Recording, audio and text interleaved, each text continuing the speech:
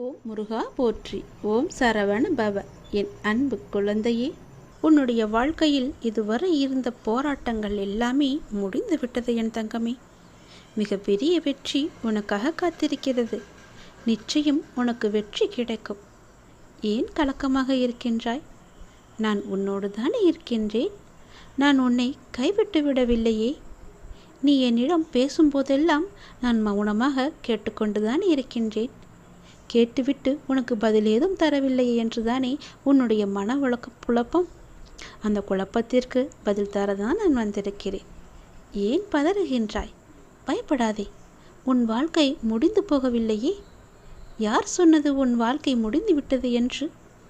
இப்போது நீ உற்சாகமாக ஆரம்பித்தாலும் உன்னால் அடுத்த கட்டத்தை எட்டி பிடிக்க முடியும். கலங்காதே. நீ எல்லாவற்றையுமே உற்சாகமாக செய். என் மீது கொண்ட நம்பிக்கை உனக்கு நிச்சயம் துணை இருக்கும்.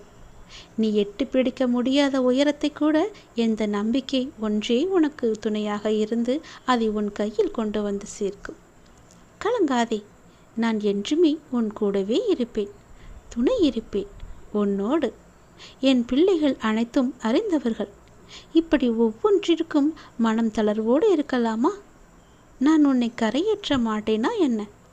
நீ பேசும்போதெல்லாம் நான் மௌனமாக இருந்ததற்கு காரணம், உன்னை நான் எப்படி மேலே கொண்டு வர வேண்டும், அதற்கு நான் உன்னை எப்படி மாற்ற வேண்டும் என்பதுதான் என்னுடைய மனதில் ஓடிக்கொண்டிருந்தது. நீ பேச பேச எல்லாவற்றையுமே கேட்டுக்கொண்டிருந்தேன்.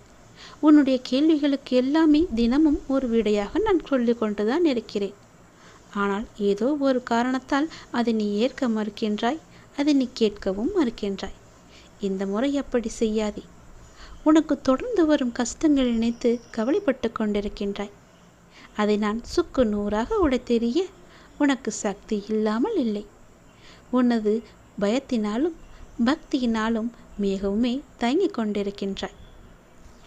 என்னுடைய திருநாமங்கள் உன் நாவில் இருக்கும்போது, என்னுடைய திருநாமங்களை தொடர்ந்து நீ படித்து வரும்போது உனக்குள் இருக்கும் பயம் அகன்று என்னுடைய அருளால் உனக்கு பயம் நீங்கி உன் துன்பங்கள் எல்லாம் நீங்கி அது நிச்சயம் வெற்றியில் முடியும்படி உன் கஷ்டங்களை நான் மாற்றி நிம்மதியை திளைக்கச் செய்கிறேன். உனக்கு தேவைப்படும் இடங்களில் நீ அழைக்காமலேயே உன் அருகில் வந்து நான் இருப்பேன். ஏனென்றால் நீ என்னுடைய அன்பான குழந்தை அல்லவா? எத்தகைய சோதனை வந்தாலும் அதிலிருந்து உன்னை காப்பேன் அல்லவா? நான் இருக்கும்போது, உன் அப்பா நான் இருக்கும்போது ஏன் பயம் உனக்கு? ஏன் கலக்கம்? ஏன் எப்போதுமே பதற்றமாகவே இருந்து கொண்டிருக்கின்றாய்? உன்னுடைய கலக்கத்தை விடு. முதலில் உன் பதற்றத்தை விடு. உன் குழப்பத்தை நான் நீக்கி காமிக்கிறேன். எல்லாம் உனக்கு நல்லதே நடக்கும்.